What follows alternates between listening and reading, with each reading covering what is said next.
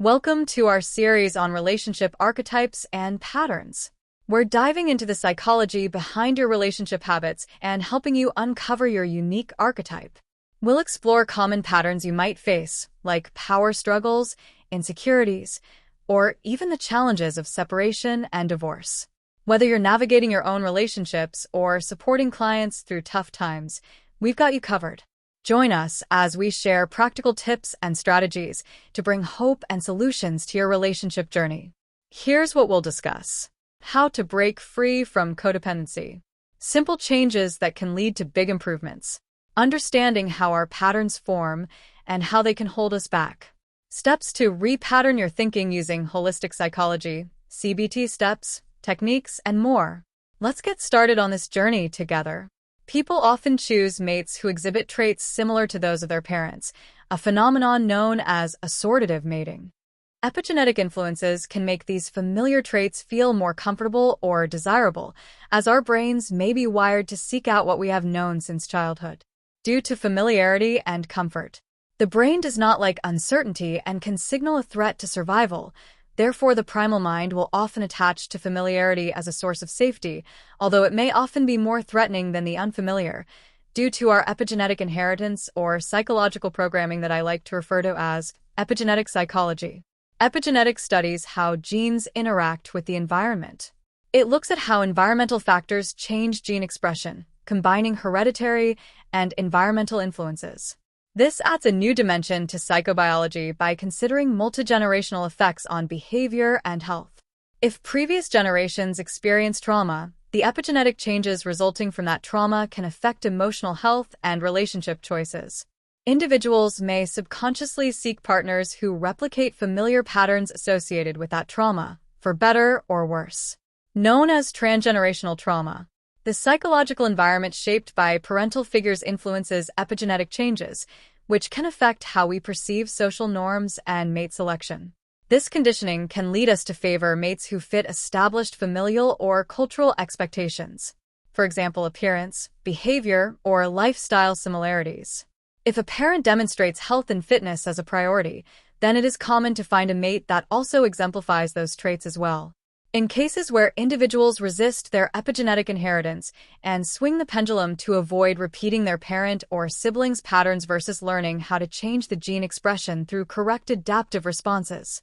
The tug-of-war in our relationships often reflects what psychotherapist Stephen Karpman calls the drama triangle. This model highlights three key archetypes that can entangle us in unhealthy dynamics: the domineering persecutor, the enabling rescuer, and the fearful or helpless victim. These archetypes represent a social framework that shapes our codependent patterns and power struggles, leading to resentment instead of appreciation within our intimate and primary relationships. This dynamic can also be passed down through family generations, creating cycles of behavior that persist until they are addressed and repatterned.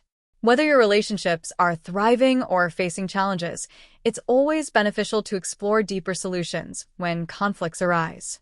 If we want to resolve relationship issues, we need to look behind the curtain and address the root causes, rather than just applying temporary fixes. At the heart of each of these archetypes lies a sense of powerlessness. Understanding this can help us recognize these patterns in our relationships, allowing us to break free from them and cultivate healthier connections. By healing these dynamics, we can transform our relationships into spaces of mutual respect and love. In relationships, we often find ourselves in what's known as the drama triangle, taking on habitual roles: victim, rescuer, or persecutor. While we might have a primary role we identify with, we can easily oscillate between these positions, experiencing all three throughout our interactions. These roles are typically learned in our family of origin, shaping our patterns in relationships. Each archetype offers a certain payoff or emotional reward, which keeps us engaged in the cycle. For example, the victim may gain attention, the rescuer may feel needed, and the persecutor may feel a sense of control. The key to breaking free from this triangle is to recognize these payoffs and find ways to deprive ourselves and others of these emotional rewards. By addressing and resolving our unmet needs and perceived voids, we can prevent these dynamics from monopolizing our lives. This awareness allows us to foster healthier, more fulfilling relationships, free from the constraints of the drama triangle. Before we explore our love languages, it's important to consider how we perceive life. Our perspectives are shaped by subconscious programming, the lens through which we see life, which often comes from our family backgrounds, societal influences, and limiting beliefs. Many of these beliefs form during our formative years, especially prior to the age of 7 when our subconscious is highly impressionable. Understanding these patterns helps us recognize how they influence our current relationships. We'll also discuss how we can begin to reprogram our subconscious to create healthier dynamics. Often, our blind spots stem from the unmet needs we experienced in childhood, like love, affection, or attention from a parent. If a child feels that their emotional needs aren't being met, they might perceive themselves as unloved or unworthy during those tough times. When these needs go unmet, they create a subconscious pattern that can carry into adulthood. This feeling of lack, whether it's not feeling good enough or deserving of love, can shape our beliefs and fears in relationships, which is why it is crucial to understand the correct repatterning techniques and belief recoding steps as we thoroughly cover in our therapeutic panacea system. Even if parents try their best, kids can still internalize those gaps and assign a specific meaning to it, leading to deep-rooted feelings of unworthiness. Understanding this can help us identify and address our blind spots, ultimately leading to healthier relationships. Often, the unmet needs from our childhood get transferred to our partners or spouses, without us even realizing it. Because these patterns feel familiar, we may unconsciously expect our partner to fill those voids and provide the love and validation we didn't receive growing up. This dynamic can shape our primary love language, how we express and receive love. If we felt unloved in certain ways, we might seek that validation from a romantic partner where the love felt devoid, which creates dependency and a recurring pattern in our significant relationships. The good news? Once we recognize and address these perceived voids, we open ourselves up to receiving love in all its forms. By understanding these patterns, we can create healthier, more fulfilling connections. Recognizing our codependent patterns is the first step and key to our healing, whether that's through relationships, substances, or other coping mechanisms. These patterns often arise from unmet needs, particularly from childhood. When a child feels neglected or unseen, they may develop coping strategies that lead to unhealthy behaviors in adulthood.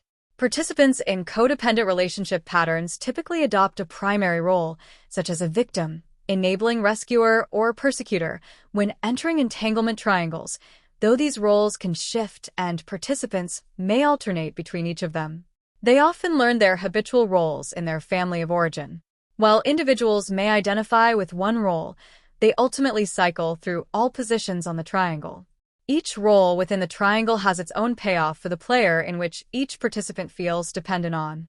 It's crucial to give attention to these unmet needs and perceived voids. Often, the emotional patterns we inherit can be some of the hardest to break. For instance, a child seeking love and affection may feel unloved when their emotional needs aren't met, leading to feelings of unworthiness. The impact of shame and fear can trap us in a cycle of feeling undeserving of love, which manifests in various ways, including poor emotional regulation and escapism, thus creating our re-looping saboteurs. If we're not careful, these unresolved feelings can persist throughout our lives, affecting our relationships and our ability to connect with others. When unmet needs are transferred to our partners, we may unknowingly place expectations on them to fill those voids. This is often driven by our primary love language, how we learn to receive love as children. For example, if we didn't receive enough physical affection, we might crave it intensely as adults. If we didn't feel loved or deserving in our youth, we will likely also battle subconscious feelings of unworthiness and invite more lack or further struggle. That's why it's crucial to understand the proper adaptive responses to overcome detrimental programming that can last a lifetime. Even if you don't employ our healing programs to rewire old patterns, then finding other resources and psychotherapy sessions can make a tremendous difference in removing stagnation through recurring patterns and gaining forward momentum. Exploring love languages. Let's take a moment to consider your primary love language. Have you ever thought about why you relate to it? The dynamics of our childhood often shape our expectations in adult relationships. For someone with a fear of abandonment, their love language might be quality time because that was a need left unmet. It's essential to recognize how we might be projecting these unmet needs onto our partners, limiting our capacity to receive love in various forms. If we expect love only in one way, we might miss out on the abundance of affection available to us. To disrupt the unhealthy entanglements, we must find ways to eliminate these rewards and reduce emotional dependence. The analogy of putting on your own oxygen mask first illustrates that we can't help others until we ensure our own survival. Only when we free ourselves from survival mechanisms can we truly extend support to others. Understanding how love languages can evolve from unmet needs. Once we address our perceived voids, we can truly open ourselves up to receiving love in all its forms. However, if we subconsciously believe we're undeserving of love, we may feel rejected, whether that's a perception or reality. This belief often leads us to expect our partners to provide the support we didn't receive from our parents or caregivers. This dynamic can create a cycle where we either attract partners who are unavailable or end up placing our emotional needs on them. For example, if a child feels neglected and craves attention, that same longing can surface in adult relationships, leading to feelings of neediness or insecurity, often manifesting as codependency. This mindset can make us believe that our ability to feel loved is entirely in the hands of our partner, rather than recognizing and addressing our own past traumas and voids. Addressing past trauma and patterns. To break this cycle, it's important to reflect on your emotional and behavioral patterns. Do you notice a pattern of abandonment in your relationships, such as experiences of neglect or separation? Have you sought love where it wasn't available?